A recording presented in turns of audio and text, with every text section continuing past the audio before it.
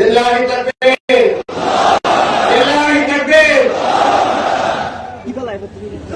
11 দলীয় নির্বাচনী ঐক্যমত্য বাংলাদেশ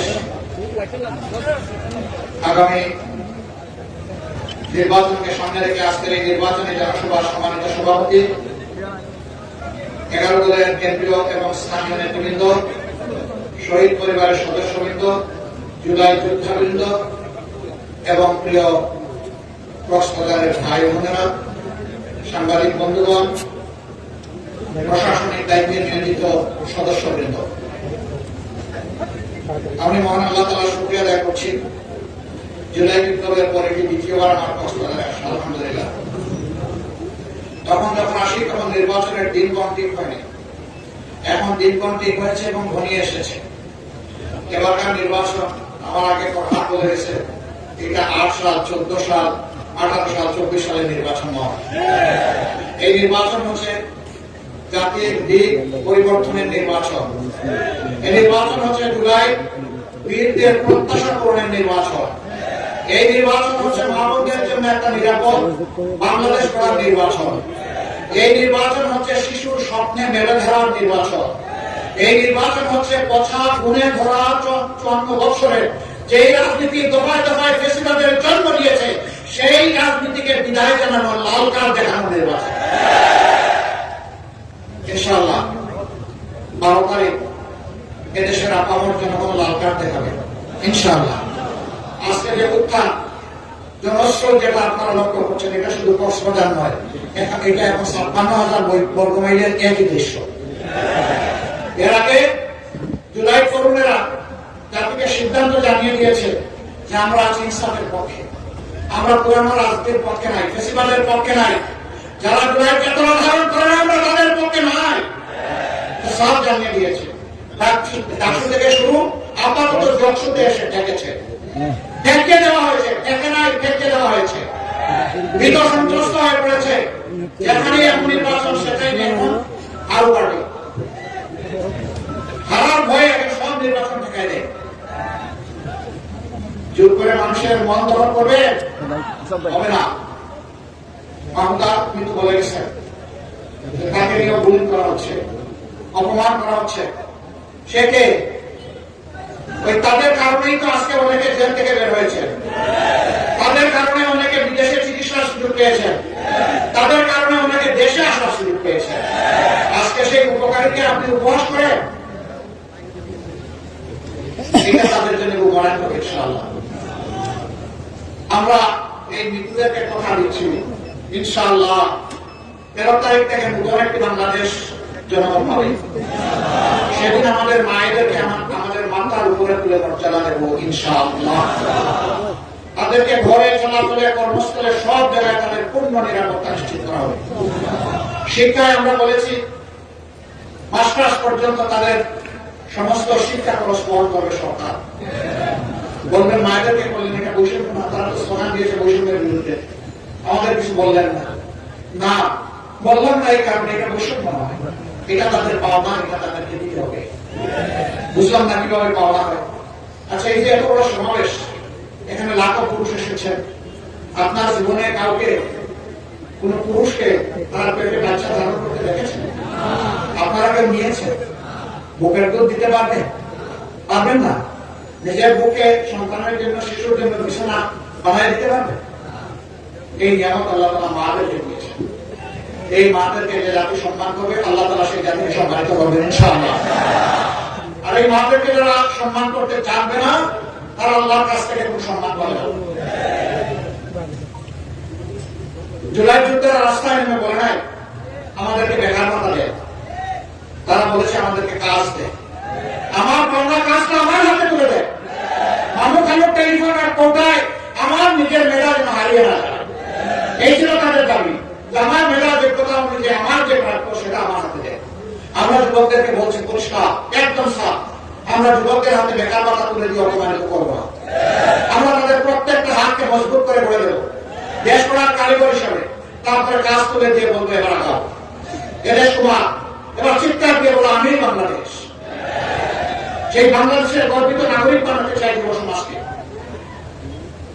আপনারা দোয়া করবেন সম্মানিত বন্ধুগণ, বিভিন্ন ধরনের অনেক কিছু ঘটায় তারা করে এগুলা যখন দেখে চতুর্দিকে অন্ধকার, তখন দিনকে রাত মনে করে দিশাহারা হয়ে যায়, কি করবে কি বলবে হিসাব বুঝে পায় না। কিন্তু মনে রাখবেন, এ দিয়ে জনগণের ভালোবাসার জোয়ার দেখানো যাবে না। জনগণের দেহের উপর চাবুক মারতে পারবেন, মনের উপরে চাবুক মারতে পারবেন না। কয়েকদিন ধরে বাংলাদেশে অনেকগুলা ঘটনা ঘটেছে আমাদেরকে অপমান করা, তার প্রতিবাদ আমি করি। এখন আমার পিছনে লেগেছে, ডাকাতের মতো চুরের মতো লেগেছে। সামনে থেকে মোকাবেলা করার সাহস নাই, পিছন থেকে এখন আমার পিছনে লেগেছে। পিছনের লোকেরা ইনশাল্লাহ পিছনে পড়ে থাকবে, সামনে যেতে পারবে। ওরা পিছনে থেকে জাবর কাটবে, সামনে সিংহের পুরুষের মতো যাওয়ার সাহস হতে থাকে। আহ্বান জানিয়ে আসুন, নিজের আদর্শ কর্মসূচি পরিকল্পনা বক্তব্য চরিত্রে নিয়ে আসুন। বলবা আমাদের দল আমাদের শাসনই পারবে, আমাদের সরকারই পারবে একটা দুর্নীতিমুক্ত বাংলাদেশ দিতে। অবশ্যই বলে নাই, কেউ কেউ বলেছেন ত্রুটি চেপে যাবে, বগলের তলে রেখে না, আর আপনি দিবেন বাংলাদেশ দুর্নীতিমুক্ত পেছায়ও আসবে এই কথা। সম্মানিত ভাইরা, জনগণ ছাড়াকে সবার বুঝে, জনগণকে কেউ যেন বোকা না। এখন ঘটাচ্ছে কোন আমলের কোন কর্মচারীকে নিয়োগ দেওয়া হয়েছে, 11 দল যদি ক্ষমতায় আসেন আমাদের নেতৃত্বে, এদের সবাইকে বাদ দিয়ে দেবে। আমাদের অঙ্গীকার ইনসাফ নাই। যেদিন থেকে নতুন বাংলাদেশের জন্ম হবে, সেদিন থেকে বাংলাদেশকে নতুন ভাবে ঢেলে সাজানো হবে ইনশাআল্লাহ। এই বাংলাদেশ উন্নত করবে, আমরা পিছনের দিকে থাকবো না, আমরা সামনের দিকে এগিয়ে যাবো। সেই দিন থেকে আমরা সবার কাছে সততা আশা করবো, স্বচ্ছতা আশা করবো, দায়িত্বশীলতা আশা করবো। আমরা চাই না সরকারের কোন অফিস কোন দলের ঠিকানা হোক, এটা আমরা চাই না। সরকারের অথবা প্রজাতন্ত্রের যারা কর্মকর্তা কর্মচারী হবে তারা হবে সরকারের, তারা কোন দলের হবে না, সেটাই আমরা চাই। তারা থাকবেন সব, তারা দক্ষতার সাথে এই দেশকে তারা সেবা দিয়ে যাবেন। তখন যদি কেউ ব্যর্থ হয়, অবশ্যই তার বিরুদ্ধে পদক্ষেপ নেওয়া হবে। আমরা সুযোগ দেব, সবাইকে শাস্তি দিলে লোকমান বাঁচতে কুম্ভল শেষ। অতীতের অনেক কিছু নিয়ে আমরা পারবো না, কিন্তু কিছু বিষয় আমরা ছাড়তে পারবো না। আমরা ছাড়তে পারবো না আবু সাইদের হত্যাকারী, আমরা ছাড়তে পারবো না আবরার ফাইদের যারা হত্যাকারী, তাদের শাস্তি বাস্তবায়ন না হওয়া পর্যন্ত তাদের জন্য ছাড় নাই। তাদের সহযোদ্ধা শরীফ উসমান বিন হাদি, তার হত্যাকারীর জন্য কোন মায়া নাই, দয়া নাই, ছাড় নাই। এদের সহযোদ্ধাদের বিচার হতে হবে, এটা তো ন্যায্যতার দাবি। তবে কারো কোনো বিচার করা হবে না ইনশাআল্লাহ। কোন পাইকারি জরিমানা নাই, ন্যায় ন্যায় সবকিছুকে গুলাই ফেলার কোন কর্মসূচি আমাদের নাই। তারপরে আমরা কথা দিচ্ছি, মানুষ তো ভুল করতেই পারে, অনুতপ্ত হয়ে যদি তারা তাদের কর্মের মাধ্যমে প্রমাণ করে যে তারা তাদের কাজের জন্য লজ্জিত, অবশ্যই তাদের ব্যাপারটা ইতিবাচক ভাবে বিবেচনা করে হবে ইনশাআল্লাহ। এই দেশ চালাতে হবে, এই মানুষগুলো এই দেশের মানুষ। কোথায় ফেলবো? সাগরে? এদেরকে সাগরে ফেলতে পারবো না। আর এত মানুষকে টাকা দেওয়ার মতো জেল বাংলাদেশে নাই। সবার লাগবে না, লেজ ধরে পা ধরে টানাটানি না করে কাম করে কাম দিলেই হয়ে যাবে ইনশাআল্লাহ। আমরা লেজার পা ধরবো না, আমরা মাথার ওই যে ডানার পায়ে কান আছে ওইটা ধরে টান দেবো, যা করবো, যাতে একজনের শাস্তি থেকে 1000 জন শুদ্ধ হয়ে যায়, পরিশুদ্ধ হয়ে যায়। এই কক্সবাজার এটা এখন পর্যন্ত কেন সম্ভব হতে পারলো না? কেন এটা সাংহাই তো পারলো না? কেন এটা সিঙ্গাপুর হতে পারলো না? পারলো না অসৎ দুর্নীতিবাজ লোকেরা ব্যাংক ডাকাতদের কারণে। ওরা জনগণের নিয়ে জনগণ নিয়ে চিন্তা করে না, কারণ ধরা নিজেই পড়ে আসবে বাংলাদেশে সব 14 গোষ্ঠী পাঠাই দিচ্ছে। এরাই আমাদের দেশকে লুটে লুটে শেষ করে দিয়েছে। আমরা কথা দিচ্ছি, দেশ থেকে যে 28 লক্ষ কোটি টাকা ওই দেশে প্রচার করা হয়েছে, ওদের পেটের ভিতরে হাত ঢুকে বের করে আনবো এবং সেই টাকা রাষ্ট্রীয় সরকারে জমা হবে। জনগণের উন্নয়নে ইনসাফ ভিত্তিক সেটা দেখতে হবে। কোন মামা খালু, কোন প্রেসিডেন্ট প্রধানমন্ত্রী মন্ত্রীর মুখ দেখা হবে না। যার যেটা পাওনা তার কাছে সেটা পৌঁছে দেওয়া হবে ইনশাআল্লাহ। কক্সবাজার এটা অপার সম্ভাবনার একটা পর্যটন এরিয়া, কিন্তু না সেভাবে বিকশিত করা যায়নি। এখানে অনেক অনিরাপত্তা আছে, সোশ্যাল ক্রাইম আছে। কেন এটাকে ক্লিনজন করা গেল না? ওই দুষ্কর্মের কারণেই করা যায়। মতলববাদ যারা জনগণের উন্নতি বিক্রি করে ফেরি করেছে, খেয়েছে, ওরাই আমাদের এটাকে আগাতে দেয়। সম্মানিত ভাইরা, সব জায়গায় শিক্ষাই হচ্ছে জাতির মেরুদণ্ড। এই জায়গায় মানুষের প্রাণের দাবি এখানে একটা পাবলিক বিশ্ববিদ্যালয়। আমরা আপনাদের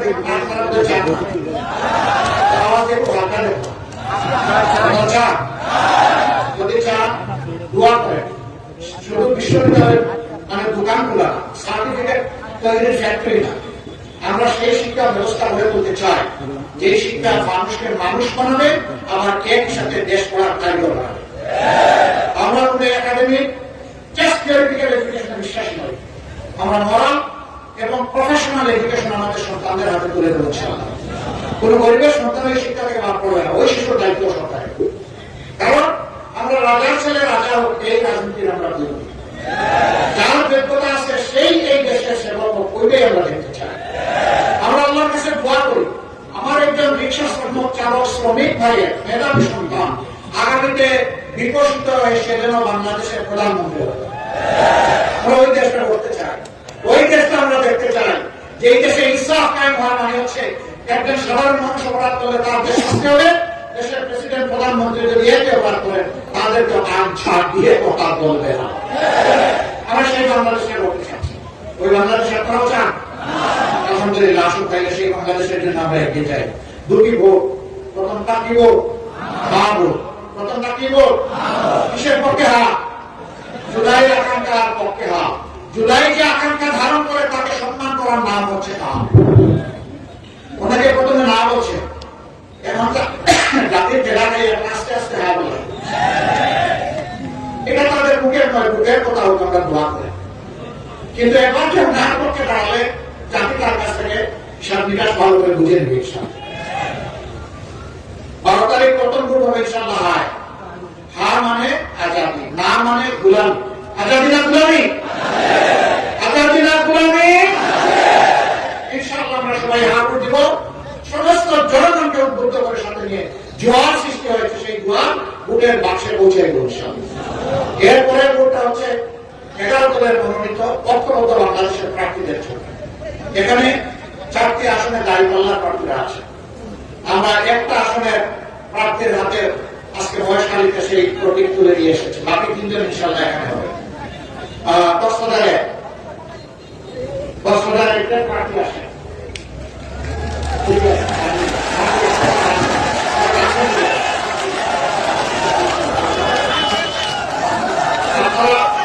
আপনাদের গাড়িতে ছিলেন, অনেকে ভয় দেখাচ্ছে তার বিরুদ্ধে নাকি হ্যাপি হয়ে গেছে। ওই ইনশাআল্লাহ মাপা হয়ে যাবে আপনার বিশ্বাস। জনগণের রায় যেদিকে পড়বে সেটাই হবে ইনশাআল্লাহ। ইনশাআল্লাহ তরুণদের বাংলাদেশ ইনশাআল্লাহ। কথা আছে বুঝতে পারতাম শুনে শুনে 12 তারিখ সারাদিন সকাল সন্ধ্যা ইনশাআল্লাহ বিজয় হবে দাঁড়িপাল্লা মাশাআল্লাহ। এবার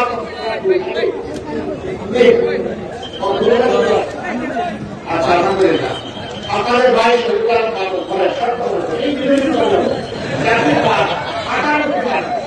এবারে বলতে হবে আরেকটা ভাই সপ্তাহ করে উঁচু করে বসে প্রতি ইনশাআল্লাহ মাশাআল্লাহ কক্সবাজারে সারা দেশে 12 তারিখ সকাল সন্ধ্যা সারাদিন বিজয়ওয়ালা ইনশাআল্লাহ মাশাআল্লাহ।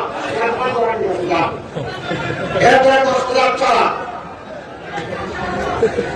আলহামদুলিল্লাহ। জনগণ যারা পিছিয়ে না, যারা চাপটাকে ধরে রাখে, দফায় দফায় নির্বাচিত জনপ্রতিনিধি, তার জন্য একজন জনসেবা করা মানুষ, তার রক্তের সাথে মিশে আসে মানুষের কল্যাণ করা। তিনি হচ্ছেন আপনাদের সম্মানিত জেলামের জনাব নূর আহমদ। নূর আবার আনোয়ার বুঝতে পারছেন, মানে আলোর মেলা। ইনশাআল্লাহ এই বছরের আলোচিত হবে ইনশাআল্লাহ। খুশির প্রতি সুরে সুরে ইনশাআল্লাহ 12 তারিখ ইনশাআল্লাহ মাশাআল্লাহ বিজয় হবে দাঁড়িপাল্লা। শুকরিয়া আপনাদের কাছে কক্সবাজারবাসী আমাদের আহ্বান 4টা আসন আমাদেরকে তুলে দিন। আমাদেরকে মানে বাংলাদেশ জামাত ইসলামী নয়, আমাদেরকে মানে জুলাই যুবকদের হাতে তুলে। যুবকরা তৈরি হয়ে যাও, এই বাংলাদেশ তোমাদের জন্য তৈরি করে আমরা খুব তাড়াতাড়ি তোমাদের হাতে তুলে দিচ্ছি। রেডি আছো?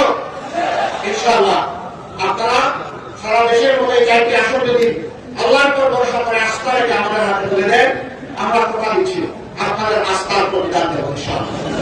দোয়া করবেন, বেঁচে থাকতে ওয়াদার বরখলাফ ইনশাআল্লাহ হবে না। ইনশাআল্লাহ আপনাদেরকে যা বলা হবে আর যা অবলা হয়ে গেছে কিন্তু আপনাদের পাওনা সব কিছু আপনাদের হাতে তুলে দেওয়া হবে ইনশাআল্লাহ।